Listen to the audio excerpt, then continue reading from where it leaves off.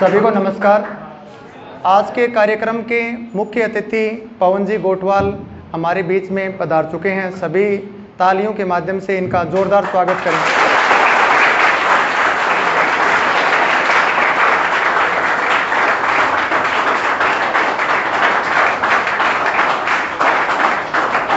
आज के कार्यक्रम के विशिष्ट अतिथि जयप्रकाश जी मेहरा भी मंच पे अपना सीट दान करें, हमारे बीच पधारें।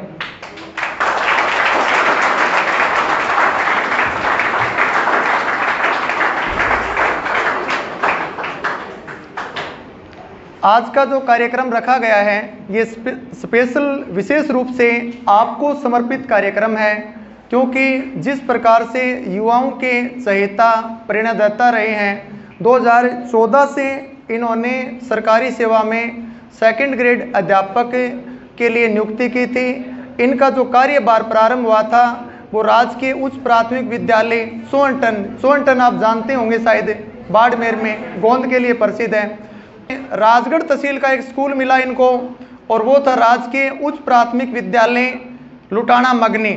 जब ये पहली बार लुटाना मगनी आए थे तो हमारी इनसे मुलाकात हुई थी, तो हमने कहा था जो प्रसिद्धि आपने वहाँ पे प्राप्त की है वो यहाँ पे थोड़ा जल्दी करें, आप प्राप्त करें। और इन्होंने विद्यार्थियों की, सभी चहेताओं, सभी भाइयों की आशाओं के अनुरूप उस स्कूल को बदल दिया इतना तुरंत प्रभाव से, जिसकी फोटोएं आपने स्क्रीन पे देखी होंगी अभी। तो इनका कहने का मतलब है कि देश में अगर हम अपने काम के प्रति समर्पित होकर के कार्य करें तो कुछ भी असंभव नहीं है। इसीलिए आज आपके बीच में इनको बुलाया गया। सबसे पहले मैं रमेश जी सर को कहूँगा कि इनका मालार्पण के द्वारा स्वागत करें।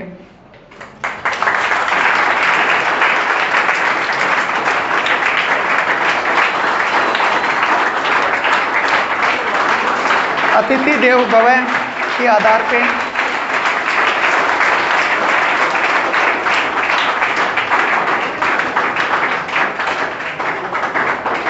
आज के कार्यक्रम के विशिष्ट अतिथि जयप्रकाश जी मेहरा का स्वागत करें। माला अपनी संस्था के जो ज्योग्राफी के सर हैं मनीष जी गोदारा।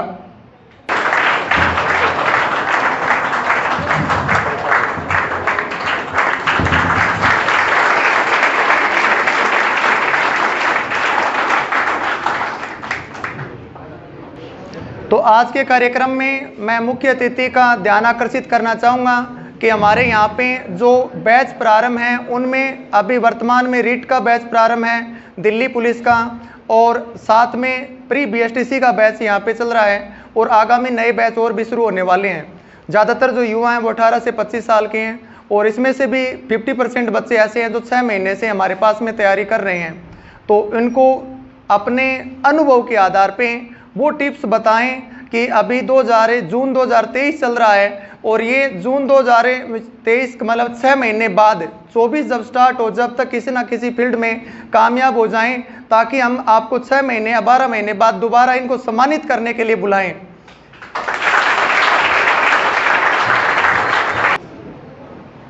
गुड आफ्टरनून सभी को। आज मैं जो कुछ भी हूँ या होने की आशा रखता हूँ उसका श्रेय मेरी पूजनीय स्वर्गीय माता जी को जाता है, मेरे पापा जी को जाता है, और जिन्होंने मेरे को तालीम दी, शिक्षा दी, मेरे गुरुजनों के चरणों में मैं समर्पित और उनको वंदन व नमन करता हूँ।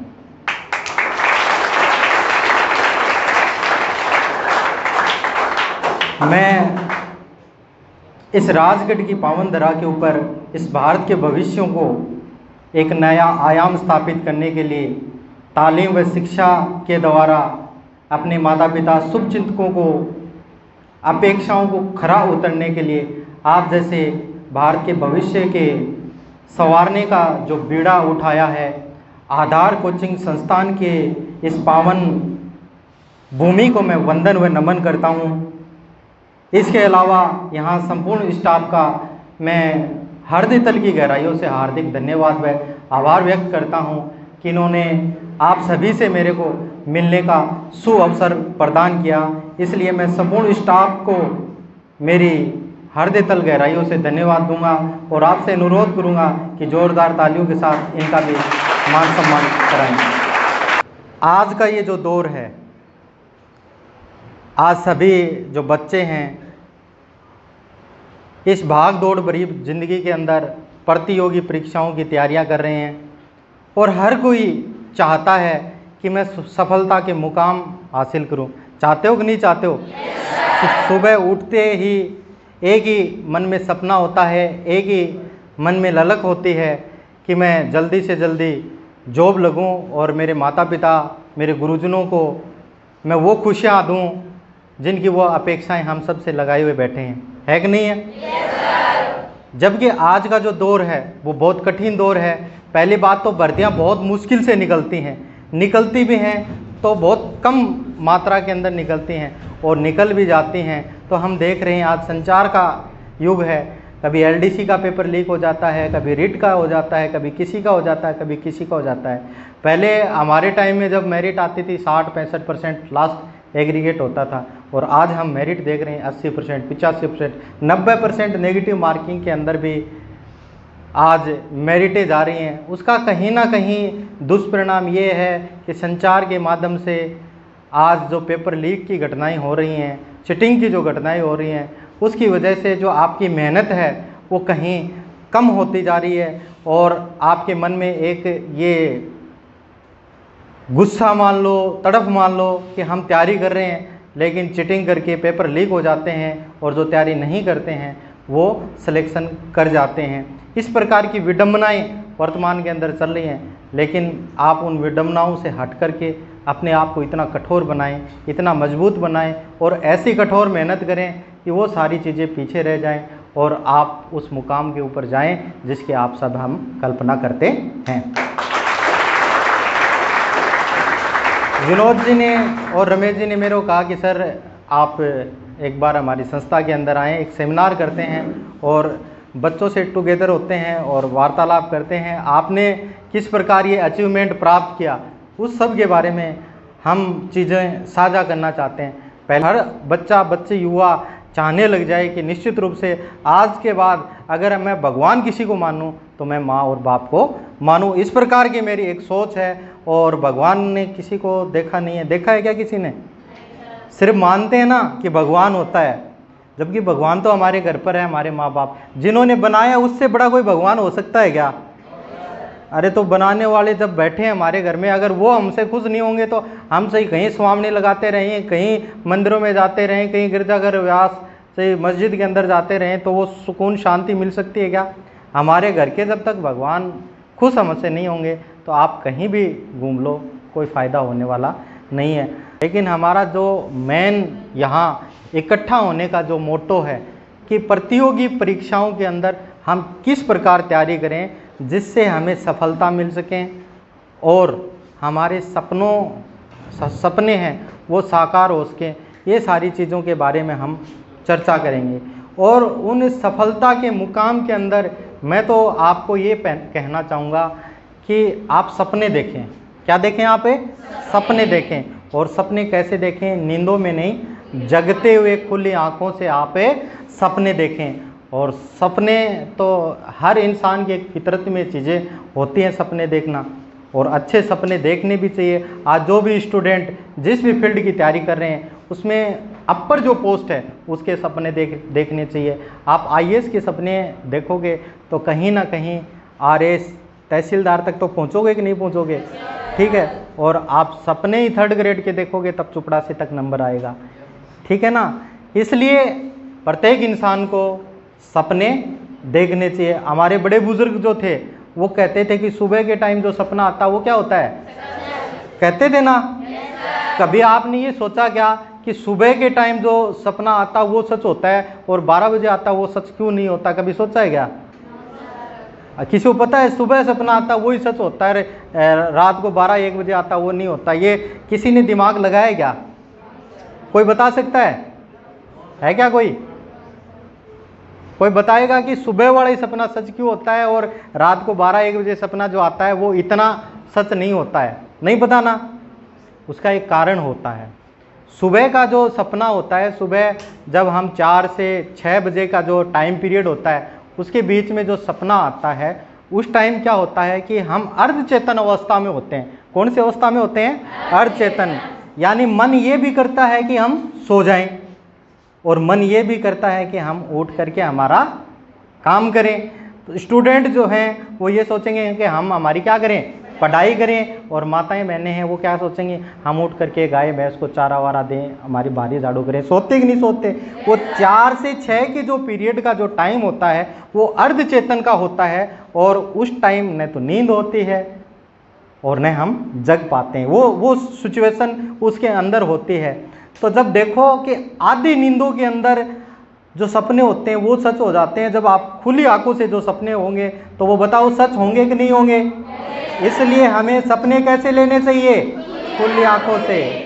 हमारे युवाओं के मॉडल और भारत के missile man doctor APJ Abdul Kalam कहते थे ना, क्या कहते थे? सपने ऐसे देखो जो हमें सोने न दें। सपने ऐसे देखो कि हमें सोने न दें। तो आपको ऐसे सपने देखने हैं कि आपको सोने न दें। आप ठीक है। तो आज के बाद में आप जरूरी नहीं आप किस फील्ड के अंदर जाते हैं, हर इंसान की अलग अलग रुचि होती है। जरूरी नहीं होता है कि कोई आरएस ही बने, कोई आईएएस ही बने, कोई आरजेएस ही बने, कोई टीचर ही बने, कोई ज़रूरी नहीं होता है ना। आपकी किस फील्ड के अंदर रुचि है? खेल के अंदर रुचि है तो उसमें भी आप अपना नाम कमा सकते हैं। बहुत से प्लेयर हैं जिनका राष्ट्रीय स्तर के ऊपर कितना बड़ा नाम है, लेकिन पढ़ाई में फिसड्डी है कि नहीं है? तो आपकी रुचि जिस फील्ड के अंदर है उस फील्ड के अंदर आप अपना लक्ष्य निर्धारित करें और निर्धारित करने के पश्चात उसकी क्या करनी है? प्लानिंग करनी है। क्या करनी है? प्लानिंग करनी है। और कोचिंग में जाने के पश्चात आपकी पहली ड्यूटी क्या बनती है कि जो कोचिंग के अंदर जो पढ़ाया गया है उसका क्या करें हम? रिवीजन। और एक बात और आपको मैं बता देता हूँ, जैसे आपको जो चीज़ कोचिंग में पढ़ाई जाती है आपने नोट कर ली रजिस्टर के अंदर, और 90% स्टूडेंट क्या करते हैं? वो रजिस्टर को ही पढ़ते हैं। यही करते हैं ना। जबकि होना क्या चाहिए? आप घर जा करके रजिस्टर को पढ़ो और पढ़ करके दूसरा रजिस्टर लो, फिर उसको क्या करो? बिना देखे लिखो। अगर ये कोई काम कर लेगा तो गारंटी कहता हूँ, स्टाम्प पर लिख के दे सकता हूँ, सफल होने से कोई रोक नहीं सकता आपको। ज़्यादा टाइम नहीं लेंगे, 5-7 मिनट के अंदर अपन क्लोज करेंगे। बोर तो नहीं हो रहे ना? बोर हो रहे तो बता दो, छोड़ देंगे।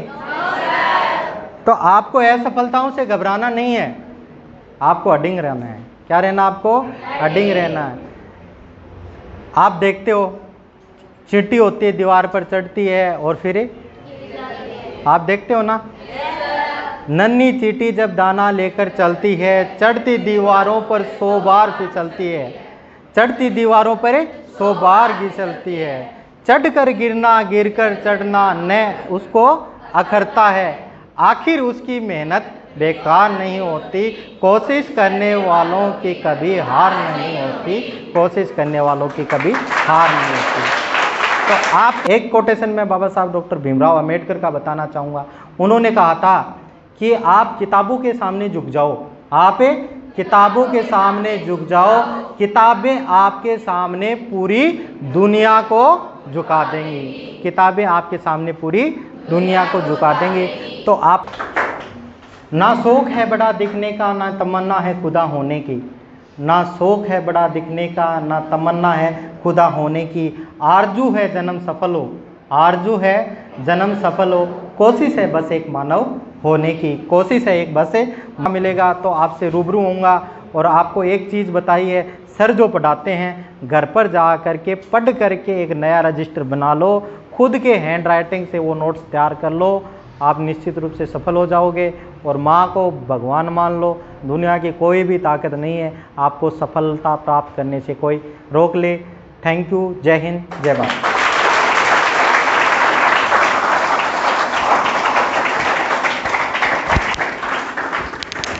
बहुत बहुत धन्यवाद सर का। सर ने बताया कि जीरो से हीरो बनने के लिए आपको सेल्फ कॉन्फिडेंस और आत्मविश्वास और हार्ड मेहनत करनी होगी। और हम आशा करते हैं कि आज से आप इस जो बताई गई बातें हैं इसको अपने जीवन में उतार करके और सुधार करेंगे और जल्द ही सरकारी सेवा में आपका चयन होगा, ऐसी आशा करते हैं। अभी 3:45 हो गई हैं और जिन जिन की जिस हिसाब से क्लासें लगती हैं 3:45 उस हिसाब से वो उस क्लासरूम में जाके आराम से पानी पी के बैठ जाएं। धन्यवाद सभी को।